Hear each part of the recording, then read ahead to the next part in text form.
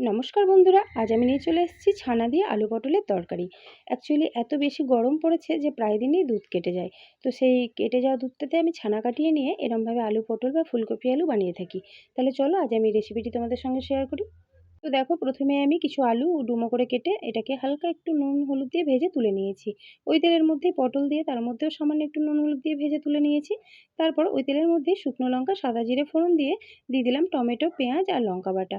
তারপর দিয়ে দিলাম আদা রসুন বাটা, হলুদ গুঁড়ো, জিরে গুঁড়ো, ধনে গুঁড়ো, লঙ্কা গুঁড়ো আর কাশ্মীরি লঙ্কা গুঁড়ো আর স্বাদ মতো নুন। এবার এটাকে খুব ভালো মতো কষিয়ে নিয়েছি। যেহেতু তেল কম দিয়েছি তাই সামান্য একটু জল দিয়ে মশলাটা কষিয়ে নিলাম। তারপর এর মধ্যে দিয়ে দিলাম আলু পটল ভাজাটা।